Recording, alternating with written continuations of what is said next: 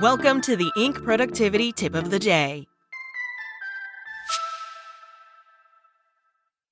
Today's tip: Bill Gates, Warren Buffett, and Google's in-house productivity guru all swear by the same productivity formula.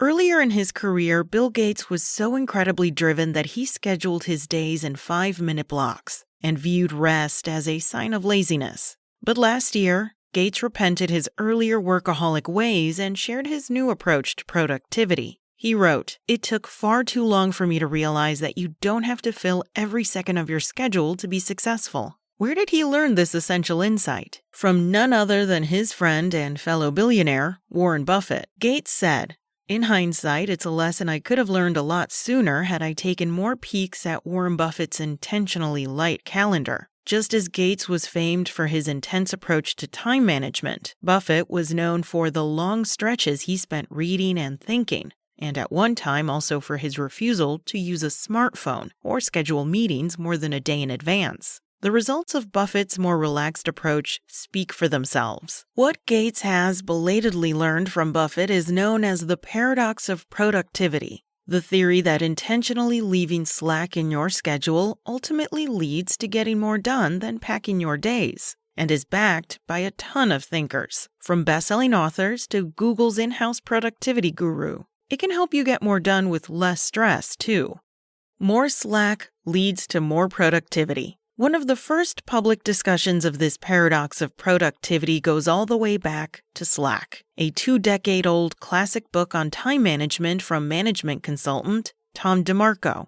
In it, he observes that jamming your schedule leads to inevitable problems that end up decreasing your output. Slack in our schedules, he argues, allows us to recuperate from inevitable setbacks, rearrange priorities on the fly, take time for learning, and absorb unexpected demands. We need more of it in our schedules than we think we do. Sociologists and psychologists agree, noting that the human brain simply isn't built for constant busyness. Endless productivity kills the creativity and big-picture thinking that are essential for long-term success. And that's not even talking about the mental health happiness benefits.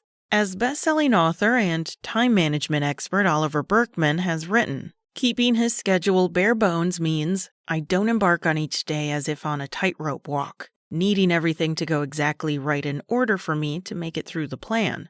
If Gates, Buffett, and all these experts have you convinced about the value of not packing your schedule quite so full, how do you go about implementing this insight in your own work? Advice from yet another productivity guru might help. Laura Mae Martin is Google's in-house productivity coach, helping the search giant's executives get more done in less time. As she explained in her recent book, Uptime, she too is a fan of leaving slack in your schedule.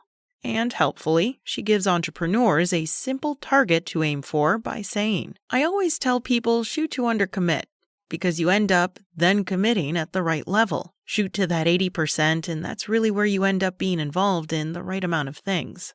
So if you, like Gates, want to jettison your overscheduled craziness in favor of a more resilient and restful approach to work, keep Martin's 80% rule in mind. Forget filling every 5-minute interval of your day and instead leave a fifth of your time free to absorb the slings and arrows life will inevitably throw at you. And if anyone calls you a slacker, just tell them you follow the same productivity approach as Google executives, the founder of Microsoft, and the world's most successful investor.